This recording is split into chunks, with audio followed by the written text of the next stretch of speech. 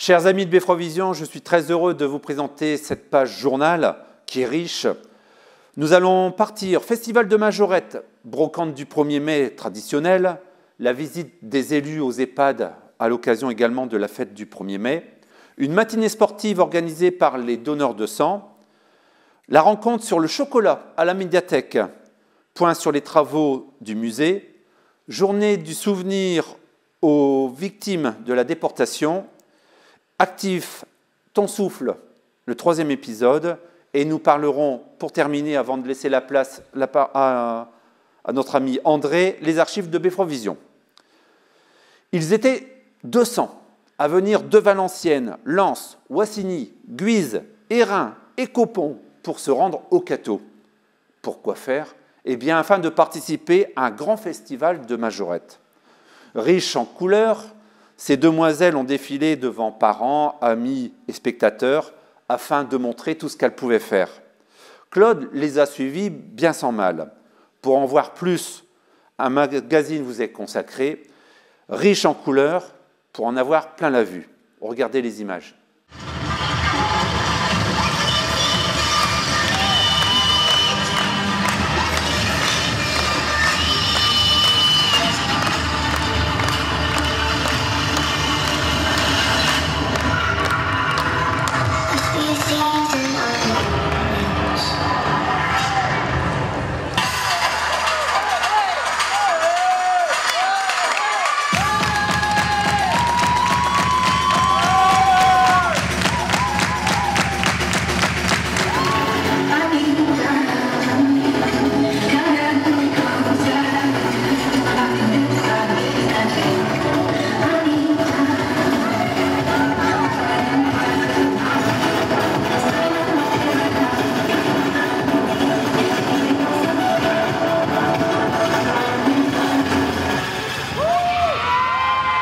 Bon, je peux vous demander comment vous vous sentez là maintenant, là, à la minute?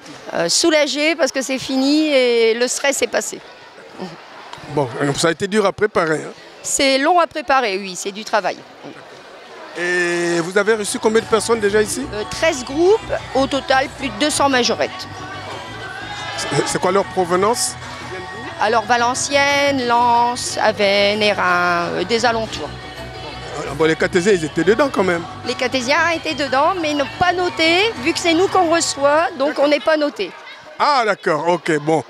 C'est une logique hein, que vous êtes fixé. Alors, quel est le groupe que vous avez trouvé vraiment dynamique et tout? Valenciennes. Valenciennes parce que ils ont de l'énergie et de l'originalité. Donc c'est un groupe que j'aime bien, oui. D'accord. Bon, il y en a plusieurs, hein, mais bon, celui-là, j'aime bien.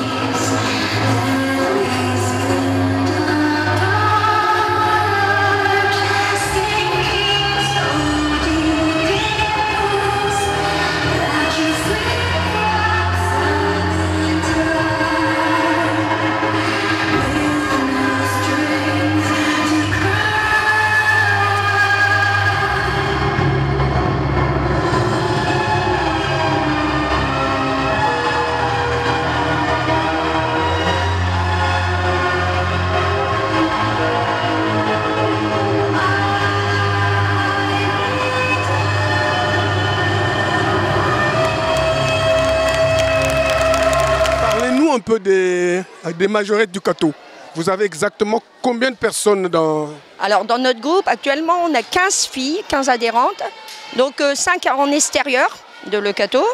Donc nous, les entraînements, c'est le dimanche à la salle Léo Lagrange, de 14h à 19h. La cotisation, c'est 30 € l'année, donc avec l'aide de la mairie, hein, de la municipalité, que je tiens à remercier, et puis le service technique, pour les prêts du matériel, pour tout.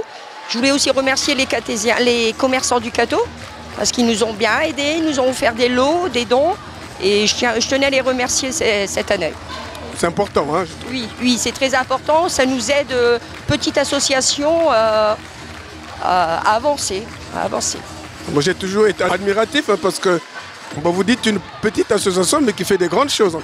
Oui, c'est vrai, on est une petite association et on essaye d'aller au plus loin possible pour justement se faire connaître. Donc c'est vrai que nous on a des petites, on n'a pas de grandes, mais on va assez loin et bien classé dans pas dans les classements, dans les festivals. Donc on verra bien.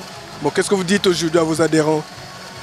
Qu'il faut continuer, la motivation surtout, l'énergie et l'envie. L'envie, parce qu'une majorette à l'heure d'aujourd'hui ça se perd. Et les catésiens, ils interprètent mal les majorettes du Cateau parce que nous on a un rythme soutenu et c'était pour ça que je voulais ce qu'ils viennent aujourd'hui pour voir le travail qu'on fait à l'année. Ils ne savent critiquer que ceux qui ne font pas en tout cas. Tout à fait, voilà, c'est pour ça que j'aurais aimé qu'ils viennent voir. Bon, peut-être que prochainement ils viendront. Hein. L'année prochaine, je leur donne rendez-vous l'année prochaine, il n'y a pas de souci. Bon, alors là vous êtes en train de préparer quel festival où vous allez après? Alors là on va demain, on va à Valenciennes. Déjà là? Oui, demain on va à Valenciennes, oui. On en a déjà fait quelques-uns les week-ends d'avant et là demain on va à Valenciennes. Vous en faites combien par an comme ça, de festivals? Plus de 15. Ah ouais? Et c'est de la période de mars à juin. Donc pratiquement un tous les week-ends, voire 2 parfois. C'est sans repos ce truc? Ah, une fois qu'on commence, oui. Après c'est ça, il faut bouger pour se faire connaître. Hein. Ça c'est. D'accord. Bon alors qu'est-ce qu'on doit souhaiter à votre association là? De continuer et beaucoup d'adhérents, beaucoup d'envie, de courage et de motivation surtout.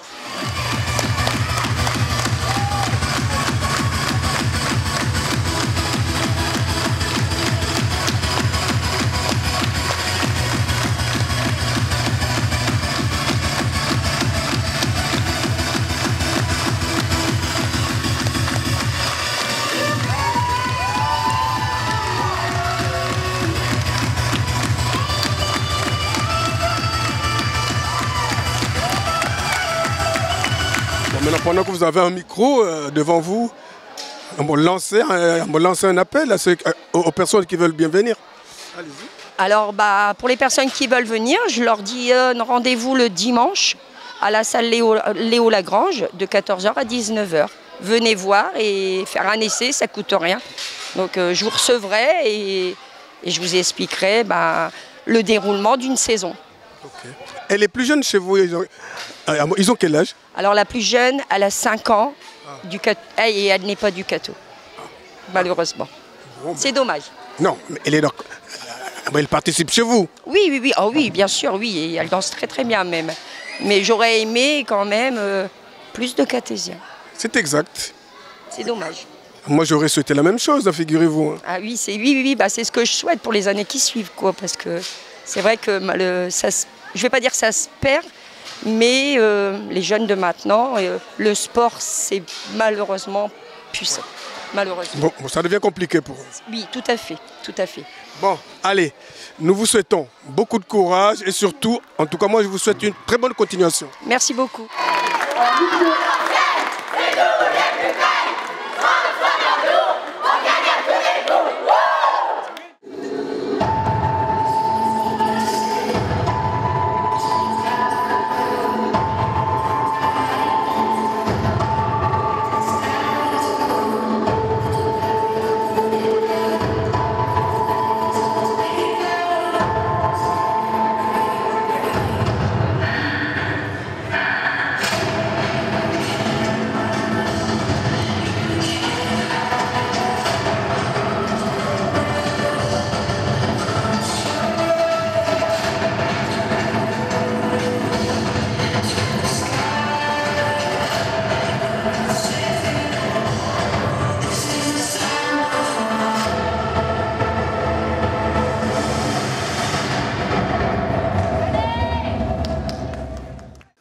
Avec les beaux jours qui arrivent, beaucoup en profitent pour faire le tri dans la cave, le grenier, et puis essayer de ranger un petit peu la maison. Tout ce qui ne sert plus est ainsi mis de côté afin d'être vendu. C'est devenu une tradition au Cateau. Le 1er mai, c'est une grande brocante. La place du Général de Gaulle, mais également la place verte, qu'on appelle la place du 3 septembre, accueille ainsi de nombreux exposants. Le temps était clément. Ainsi, en plus du traditionnel brin de muguet, eh bien, beaucoup de gens étaient là pour faire le tour des stands à la recherche de la perle rare. Regardez les images. Cette année, la brocante, c'est une très belle brocante avec un peu plus de monde que d'habitude. Et j'espère que le soleil était au rendez-vous. Il y avait combien d'inscrits? 120 exposants. Là, on avait plus que d'habitude, là. On a plus que d'habitude, oui. On a étendu l'affaire et puis, étant donné que c'est gratuit sur le plateau, ça plaît énormément de gens.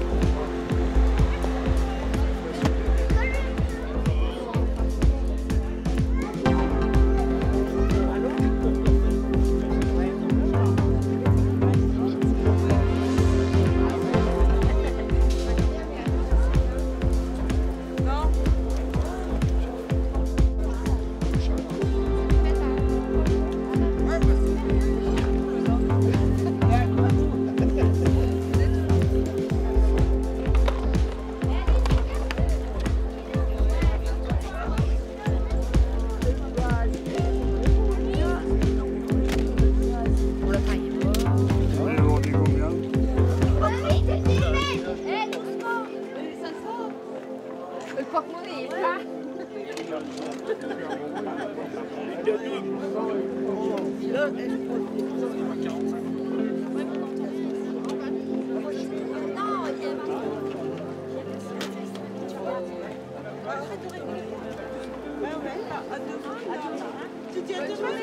À demain.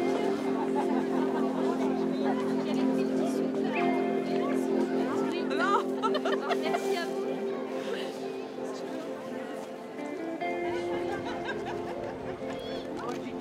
Oh, ce serait pas gros. Est-ce que c'est grand?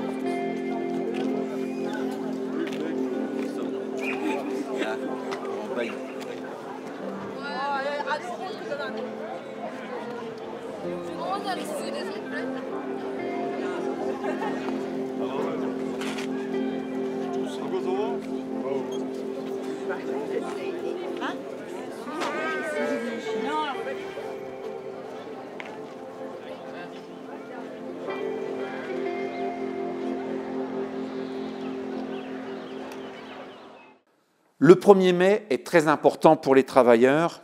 La municipalité a souhaité ne pas oublier tous nos anciens. Cette tradition, elle perdure, il faut la garder, et ainsi faire le tour des aînés en leur offrant évidemment un brin de muguet. C'est l'occasion pour eux de leur rendre visite, de discuter un petit peu avec eux et de prendre le verre de l'amitié. Claude était là, regardez.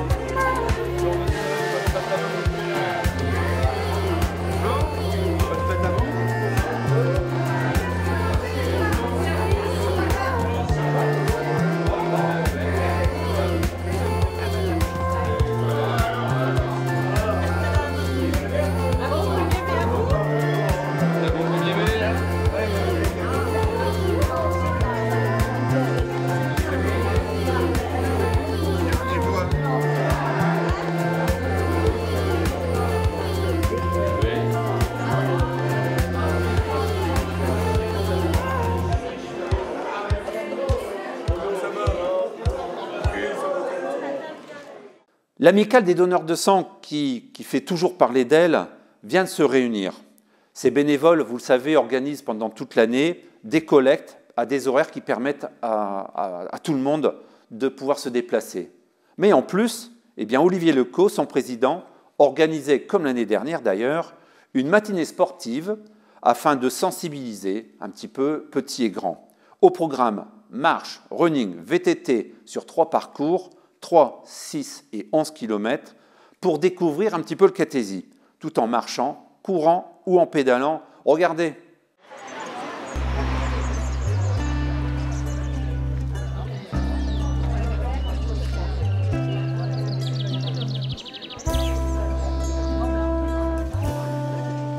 Bonjour à toutes et tous. Donc alors aujourd'hui on a organisé notre matinée sportive, donc organisée bien sûr par le don du sang. Donc nous proposions 3 parcours, donc un 3, un 6 ou un 11 km. Et les gens pouvaient le faire soit en marchant, en courant ou alors en VTT. Donc dans l'ensemble c'est une belle matinée. On a voulu le faire exprès, on n'y serait pas arrivé. On a fait 100 participants pile. Donc c'est quand même un succès malgré tout. Alors donc on partait bien sûr de la salle de Grémont, donc les gens partaient tous au niveau du ce qu'on appelle le chemin des rails. Ils arrivaient en bas du collège, donc déjà là il y avait une bifurcation, donc le 3 km partait directement pour rejoindre les jardins ouvriers et les 6 et 11 km partaient vers l'étang. Et là, il y avait une nouvelle bifurcation. Donc, les 6 km remontaient directement pour repartir sur le monument canadien.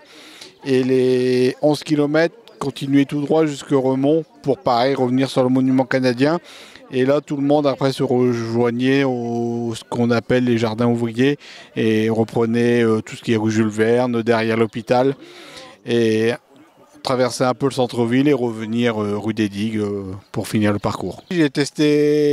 Personnellement, j'ai testé les tracés, donc ils sont quand même assez costauds. J'ai même envie de dire que le 6 km est peut-être plus costaud que le 11 km, car il y a une belle côte quand même pour partir sur le monument canadien. Aujourd'hui, heureusement, je ne suis pas tout seul, il y a le comité qui est là et heureusement, parce que c'est vrai que malgré tout, on a beau dire 100 personnes, c'est peut-être pas beaucoup, mais malgré tout, c'est beaucoup quand même quand il faut faire les inscriptions et les sandwichs, tout ça, donc tout seul, on pourrait pas y arriver, quoi. Alors, la prochaine manifestation, c'est bien sûr le prochain don du sang qui aura lieu le mardi 6 juin.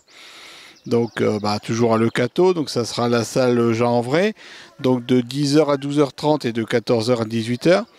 Donc vous pouvez toujours prendre rendez-vous soit sur le site du dondusang.fr ou alors vous pouvez venir également sans rendez-vous, quoi. Pour l'instant, comme je dis toujours, les sans rendez-vous sont toujours acceptés. Et ensuite, nous avons une grosse organisation, ça sera notre brocante annuelle qui aura lieu au quartier Matisse, donc plus principalement rue du Général Morland. Et comme je dis toujours, si on remplit la rue, après on montera vers les appartements Matisse. Donc ça sera le 9 juillet à Le Cateau. Donc pour s'inscrire, vous pourrez me contacter, donc Monsieur Léco, donc au 06 76 02 41 89. Donc ça sera 1 € du mètre, que ça soit particulier ou professionnel. Et puis vous aurez votre emplacement le matin en arrivant, quand on vous dira où vous placez.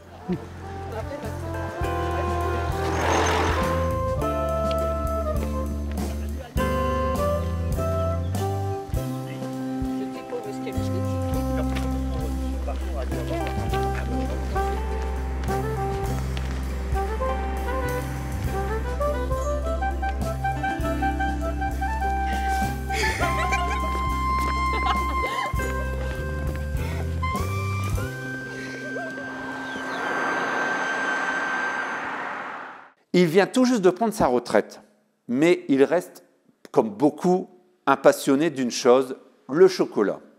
Philippe Osdet, qui est bien connu des Cartésiens pour ses créations, a rendu visite à la bibliothèque, à la médiathèque, avec son successeur, Florian Jacquin, afin de parler de leur passion. Regardez, on voit qu'ils aiment le chocolat. On est venu expliquer un petit peu notre métier, le métier de chocolatier, qui est avant tout une passion qu'on partage avec M. Osdet depuis maintenant 3 ans que j'ai pu intégrer l'entreprise et que maintenant j'ai repris. Et donc la reprise se passe très bien. M. Osdet est toujours à mes côtés en cas de souci. Et puis voilà, j'ai envie de dire, pour moi c'est lancé. C'est lancé. Oui, et puis pour moi maintenant c'est plus tranquille, quoi. Donc maintenant je profite un petit peu de la vie, et voilà. On a expliqué un petit peu comment étaient les fondamentaux du chocolat, quoi. En fait, on part d'une cabosse cultivée donc autour de l'équateur, la ligne de l'équateur, dans les pays chauds, donc que ce soit en Asie, en Afrique ou en Amérique du Sud. La cabosse qui est cultivée, ensuite qui est cassée en deux, où on retrouve des graines à l'intérieur, graines qu'on fait sécher, et ensuite là on peut parler de fèves de cacao. Cette fève de cacao, nous, pour notre cas personnel, est ramenée en France en sac de toile de jute de 50 kg et qui est ensuite travaillée. Donc là, c'est tout ce qui est travail de la culture du cacaoyer, du chocolat. Elle subit différentes étapes, cette graine. pour en arriver au chocolat que nous on retrouve, le chocolat brut. Donc après nous on reçoit le chocolat brut et puis on le travaille sous différentes formes, que ce soit les rochers, les beffrois, les mousses, les 3 chocolats, les différentes formes, les poules, les cloches. Donc voilà, on a expliqué un petit peu la mise au point du chocolat, qu'est-ce qu'un chocolat au point, parce que ça ne se travaille pas n'importe comment, on a expliqué les températures, les différents chocolats, et puis voilà, les nouveaux chocolats comme le K1. Alors nous, on travaille essentiellement du chocolat qui vient d'Amérique du Sud. Là, on a un chocolat grand cru du Mexique, un 75% de cacao qu'on travaille. Et ensuite, on travaille un autre chocolat noir, donc pour parler que du noir, bien sûr, pour l'instant. C'est un Cao Zelo 63%, où là, on est pareil sur un chocolat de très très bonne qualité, sans huile végétale, avec un sigle agriculture biologique. Je vais dire, c'est vraiment du produit de base pour nous travailler de très très bonne qualité.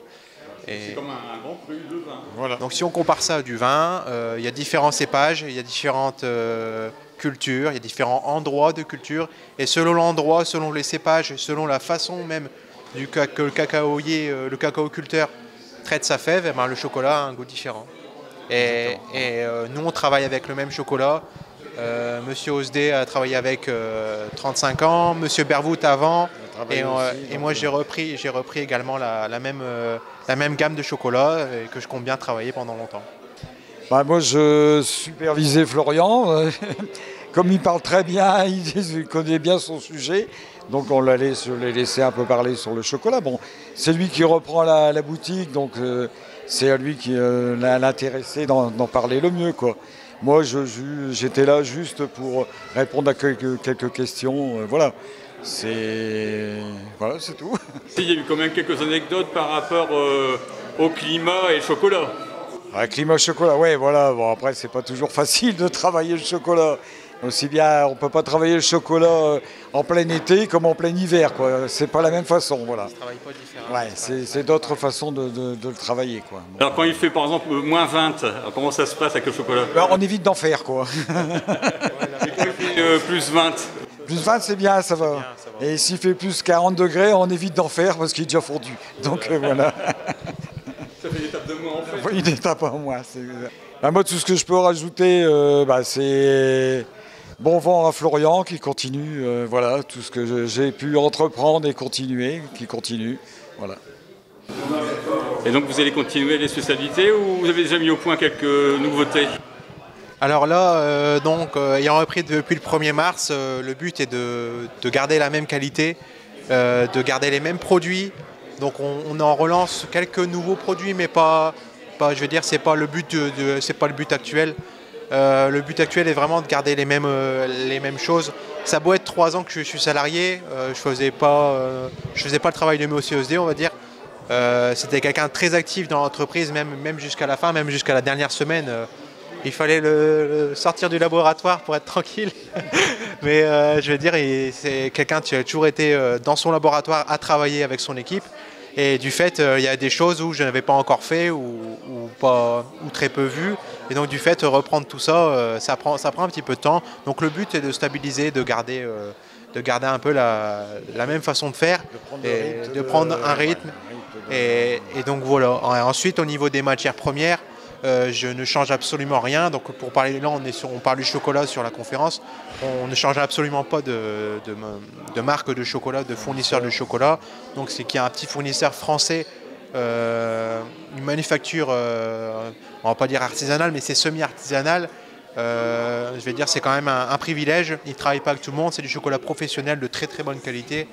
Et nous, ce qu'on essaye un petit peu, c'est notre vent, c'est notre génération, c'est de relocaliser un petit peu au niveau des matières pour la pâtisserie, où Monsieur Osdé travaillait déjà avec des œufs plein air, donc conserver les œufs plein air et travailler avec du bon lait, du bon beurre. Voilà, travailler toujours avec des bonnes matières premières. Et les produits, une fois que la bonne matière première est présente, les produits ne peuvent qu'en suivre. Parce que là, ici, vous venez de terminer avec la période de Pâques, alors c'est quoi la suite?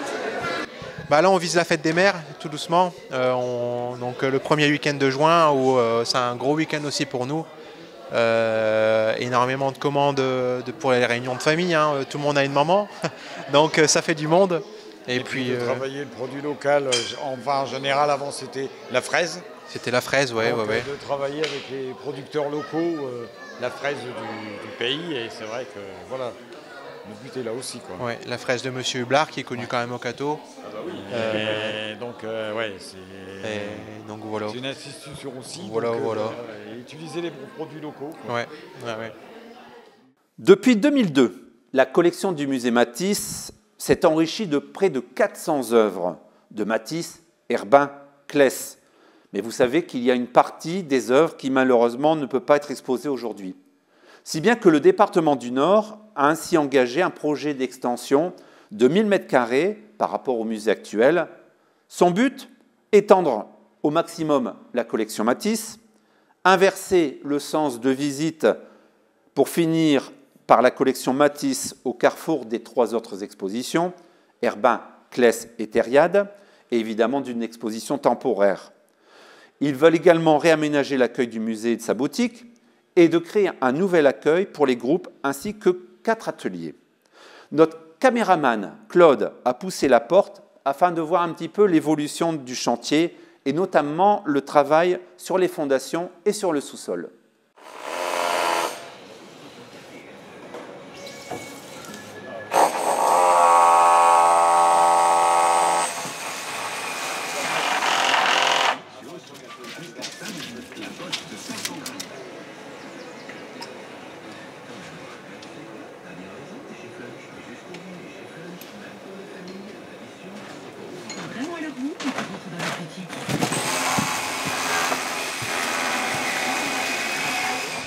C'est Monsieur Dupont, chef de chantier pour l'entreprise Ramouille Bâtiment. Alors expliquez-nous où en sommes-nous? On est en agrandissement du musée Matisse au Cateau en Cambrésis. Alors que faites-vous exactement souvent donc? Là, nous sommes en train de préparer la dalle basse du rez-de-chaussée bas. On est en fin de fondation. Donc ici en fait vous avez déjà descendu d'un étage, c'est ça? Oui, là on a fait le terrassement. Tout ce qui est renfort de fondations voisines, c'est fait. On a terrassé. Là, on a fait les fondations. On est en préparation de dalle basse pour le rez-de-chaussée bas. Ça veut dire quoi exactement? C'est la dalle tout en bas du sous-sol. Voilà. Donc vous posez quoi? Des renforts métalliques? Expliquez-moi un petit peu. Non, là on a l'armature très soudée et après on coule le béton. À la suite, on aura du berlimur à poser contre la paroi berlinoise qu'on a créée avant. Donc qu'est-ce qu'une paroi berlinoise? La paroi berlinoise, c'est ce que vous voyez juste derrière moi là. C'est les tubes métalliques avec du coulis dedans, c'est ce que l'entreprise Bott a réalisé. C'est ce qui maintient les fondations voisines des habitations. Et devant nous, on met un berlimur. Un berlimur, c'est un préfabriqué béton, une face, qu'on vient stabiliser et qu'on vient remplir en béton derrière. Ce qui fera les murs du sous-sol. Après, on vient faire l'étaiement et poser les préfats pour la dalle haute du sous-sol.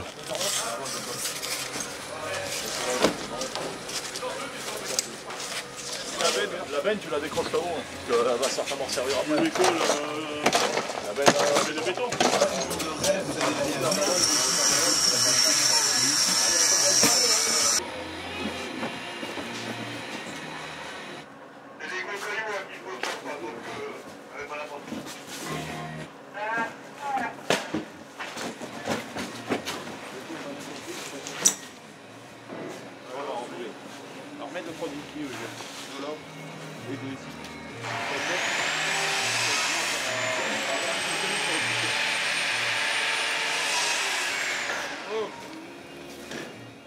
Le Cateau, comme beaucoup de communes du nord de la France, à la différence du sud, a connu les pires atrocités, surtout pendant la Deuxième Guerre mondiale. On peut déplorer que les programmes scolaires ne parlent pas assez de ces périodes qui restent à jamais dans la mémoire de nos parents, de nos grands-parents qui ont connu cette guerre. Beaucoup de nos compatriotes ont ainsi été déportés contre leur gré dans des camps de travail.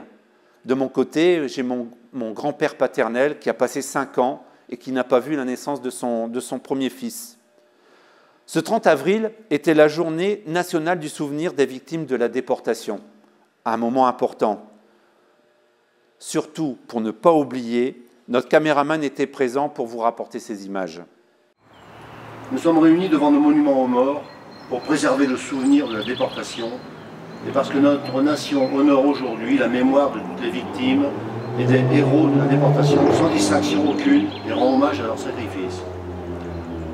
Transférés en terre étrangère, des hommes, des femmes et des enfants ont subi l'épreuve terrible des transports vers les camps de concentration, des centres d'euthanasie ou des camps d'extermination. On distingue la déportation de persécution qui touche les hommes, femmes, enfants juifs ou tziganes et la déportation de répression qui concerne les détenus politiques, les résistants, les otages, les droits communs. Ce que je vais dire maintenant est difficilement soutenable, mais nous ne devons pas nous soustraire à la réalité des faits historiques. Rappelons-nous, après la capitulation de la France, devant l'Allemagne nazie en juin 1940, le maréchal Pétain installe sa capitale à Vichy. Son régime officiellement neutre collabore activement avec l'Allemagne. Avant même que les Allemands le lui demandent, le régime de Vichy inaugure 4 mois après son installation une politique antisémite d'État. Philippe Pétain signe une loi prévoyant que les ressortissants étrangers de race juive pourront être internés dans des camps spéciaux. Dans la zone nord occupée, le chef supérieur de la police et des SS paraphe le 29 mai 1942 un décret obligeant les juifs de plus de 6 ans à porter une étoile jaune bien visible sur le côté de la poitrine, etc. En France, la communauté juive qui vivait à cette époque-là se composait en juin 1940 d'environ 350 000 personnes. La moitié était étrangère ou apatride. Le décret baptisé Nuit et brouillard, Nacht und Nebel, est adopté par Hitler le 7 décembre 1941. Il vise la résistance et l'opposition politique. Il stipule que tout habitant des territoires occupés de l'Ouest, présumé coupable de crimes contre le Reich ou contre les territoires d'occupation, doit être exécuté ou déporté clandestinement en Allemagne pour y disparaître sans qu'aucune information ne soit donnée à son sujet. Le camp de Drancy en banlieue parisienne est ouvert en août 1941 pour y interner d'abord les juifs étrangers afin de les remettre aux autorités allemandes. Le 27 mars 1942, le premier convoi de déportation organisé par les Allemands quitte Drancy et la gare de Bobigny avec 1100 personnes. Direction Auschwitz. Les rafles du Vel-d'Hiv des 16 et 17 juillet 1942 et celles de la zone sud en août, effectuées exclusivement par la police française dans cette zone non occupée alors, visent d'abord les juifs étrangers. Plus de 13 000 d'entre eux, dont 4 115 enfants, sont alors déportés en quelques jours.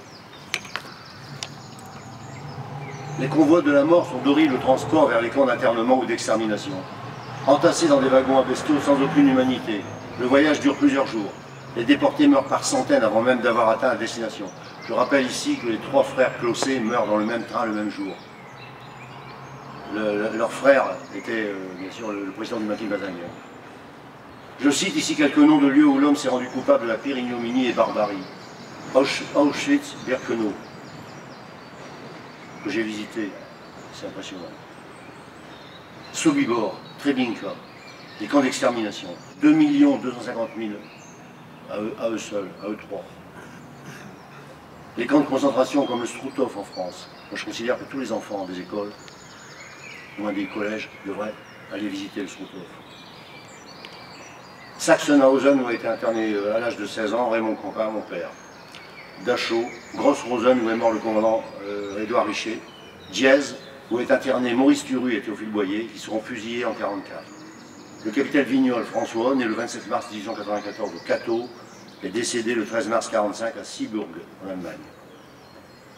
Le dernier convoi de déportation de France est parti le 17 août 1944. Au total, 76 000 juifs, dont 11 000 enfants, presque tous gazés, ont été déportés de France, et 3% d'entre eux seulement sont revenus des camps. Mesdames et messieurs, il importe de ne pas laisser sombrer dans l'oubli les souvenirs et les enseignements d'une telle barbarie, ni l'atroce et scientifique anéantissement de millions d'innocents, ni les gestes héroïques d'un grand nombre parmi ces victimes soumises aux tortures, de la faim, du froid, de la vermine, de travaux épuisants et de sadiques représailles, non plus que la cruauté orchestrée des bourreaux. Cet hommage puise sa force dans l'évocation des valeurs portées par les derniers rescapés des camps et par leurs camarades disparus.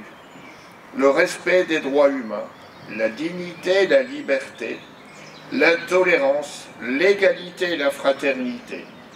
Ils ont, pour beaucoup d'entre eux, payer de leur vie leur attachement à la France.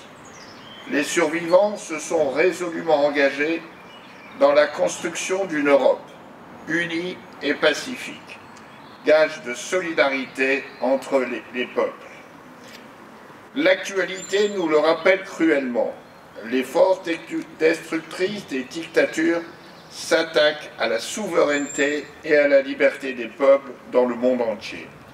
Sur notre continent, le martyre actuel du peuple ukrainien, dont le patriotisme et la résistance héroïque à l'agresseur forcent le respect, doit aussi nous inciter à faire preuve d'une vigilance accrue.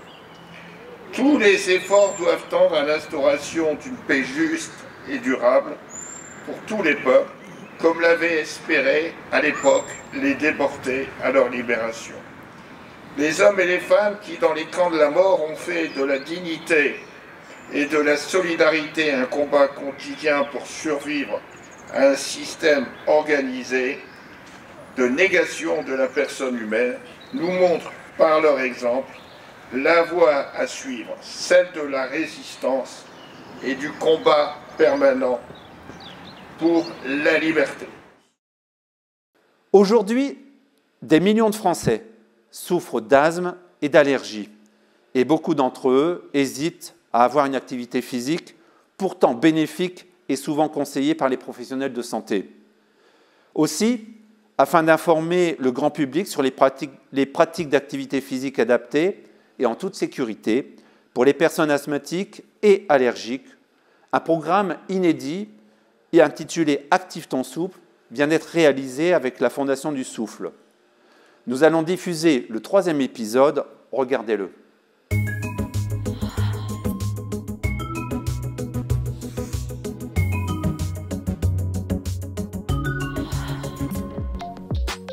Asthme, allergie, 10 millions de Français souffrent de maladies respiratoires. Mais quelles sont les précautions à prendre si on est touché par ces pathologies et que l'on veut faire du sport? Les explications de Sonia Hassan, kinésithérapeute. La première chose qui va être importante, c'est de définir ce qu'est l'activité physique. Elle concerne en fait toutes les dépenses d'énergie que va réaliser le corps pour réaliser des mouvements. Avant de pratiquer une activité physique, d'abord avoir un suivi médical régulier, une prise de ces traitements de fond pour son asthme, mais aussi la prise des traitements de crise juste avant la pratique de l'activité physique en prévention. Donc, la prise de bronchodilatateurs d'action rapide inhalés par le patient avant la pratique de son activité physique. Avant la reprise de l'effort, un programme de réadaptation respiratoire peut être prescrit. Mais ça consiste en quoi? La réadaptation respiratoire, c'est une prise en charge en centre de rééducation dont l'objectif va être d'améliorer la santé physique et psychologique des patients asthmatiques mais aussi insuffisants respiratoires chroniques. Elle va comprendre le réentraînement à l'effort qui, lui, a pour but de créer de l'essoufflement chez le patient par divers moyens, la pratique de marche sur des durées prolongées, de vélo, de la montée d'escalier, bref, tous les exercices qui vont essouffler le patient pour qu'il soit par la suite moins gêné à l'effort. Bonjour, j'ai 65 ans. Ça fait longtemps que j'ai pas fait de sport. J'aimerais bien m'y remettre. Vous avez des conseils? Alors bonjour Laurent, le sport c'est bon tout le temps et pour tout le monde. Il n'y a pas de limite d'âge. Simplement, à partir de 50 ans, avant de se remettre au sport, surtout quand on n'en a pas fait depuis longtemps, il est bon de prendre quelques précautions. La première précaution, c'est d'aller voir son médecin traitant. Il va vérifier que tout va bien. Il va également mesurer votre souffle, très important, notamment si vous avez fumé ou si vous avez été asthmatique. Et après avoir vérifié cela, c'est vous qui devrez choisir votre sport, les conditions de l'exercer, et vous verrez que le point important, c'est de se faire plaisir. Alors qu'elle se destinait à une carrière de sportive de haut niveau, on diagnostique un asthme sévère à Maïssa, ce qui stoppe son élan. Ce que ça a changé dans mon mode de vie, déjà il faut savoir que je ne pouvais plus monter des escaliers. Porter un pack d'eau, ça me rendait essoufflée. Et puis par rapport au sport aussi, ça a été très dur. Ça m'a mis un gros coup au moral parce qu'en tour de terrain, je ne pouvais plus le faire. Asthmatique et sportif de haut niveau, est-ce compatible? Oui, il est compliqué d'être sportif de haut niveau, enfin avoir cette ambition et être asthmatique. Ça change le process, si vous voulez. C'est-à-dire qu'on doit adapter les séances afin qu'on puisse quand même aller au bout, mais on ne progresse pas non plus à la même allure qu'on aimerait si on n'était pas asthmatique. Et il est vrai que sur certaines séances, ça devient assez rapidement très compliqué. surtout sur les séances de 300 mètres par exemple, 250 où il faut cavaler on va dire, parce que les poumons se resserrent très rapidement et l'air a du mal à passer. Le mot de la fin, Maïssa? J'ai envie de vous dire allez-y, parce que dans tous les cas, le sport reste très bon pour la santé. C'est vrai que c'est pas évident, ça peut être frustrant, ça peut être dur mentalement, il faut s'adapter, ça va prendre peut-être un peu plus de temps que prévu, mais vous pouvez le faire. Allez Maïssa! Allez, allez, allez, allez, allez, allez, allez, focus Maïssa, allez, allez, allez, allez, allez. Avant de faire de l'activité physique, il faut toujours faire un échauffement progressif et adapter son effort à ses symptômes. Et toujours avoir sur soi son bronchodilatateur. Retrouvez d'autres conseils sur le site de la Fondation du Souffle, lesouffle.org.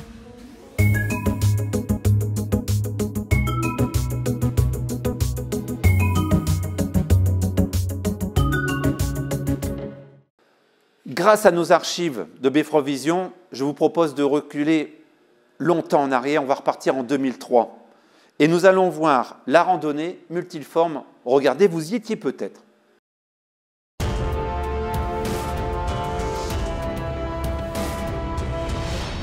Randonnée de l'association Multiforme.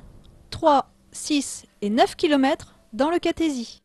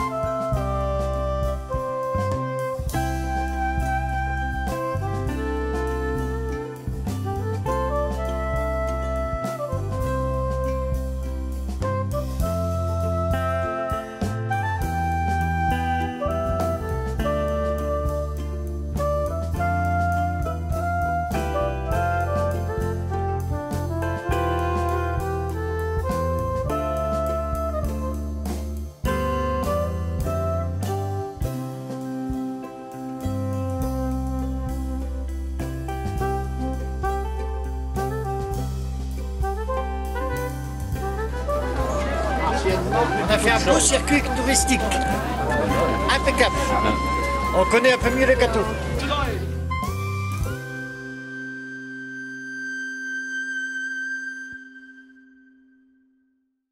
Quelques brèves maintenant. Comme chaque année, le musée départemental Matisse va s'inscrire dans la programmation de la Nuit européenne des musées. Ainsi permettre aux visiteurs de découvrir ou redécouvrir ces collections de façon conviviale, festive, tout en participant à des animations qui vont être spécialement proposées. Pour cette dernière édition avant travaux, une programmation riche et diversifiée est proposée avec des visites commentées, des ateliers, une exposition et une grande soirée de concert assurée par 7 solistes de l'Académie musicale de Fontaine-aux-Bois. Je vous donne rendez-vous le samedi 13 mai de 18 h à 23 h. L'entrée est libre et en plus gratuite pour tous. Donc samedi 13 mai de 18 h à 23 h au musée Matisse. On reste dans la musique. L'harmonie municipale du Cateau, sous la direction de M. Pascal Leprêtre, a invité l'harmonie de Viely, dirigée par M. Danny Dormény. Ensemble, les phalanges musicales nous invitent à un concert de printemps. Notez cette date, dimanche 14 mai à 16 h au théâtre René Ledieu. L'entrée est en plus gratuite, donc essayez d'être là. Au programme Aladdin, La Belle et la Bête, Le Fantôme de l'Opéra et bien d'autres. Petite précision concernant votre réseau, donc Jean-Pierre et Fabrice, eh bien, ils sont toujours là pour veiller au bon fonctionnement. Actuellement, je ne sais pas si vous vous êtes aperçu, mais la chaîne belge fait énormément de travaux. Apparemment, ils vont passer en haute définition. Donc, de temps en temps, vous avez des coupures qui n'est pas due à votre réseau. Mais vous savez que le réseau est là encore pour longtemps et on est là pour vous servir. Si vous avez le moindre souci par rapport à d'autres organismes, que je ne citerai pas, vous savez que vous pouvez compter sur eux, même le soir. Vous avez un numéro qui figure sur les factures et leur intervention est gratuite.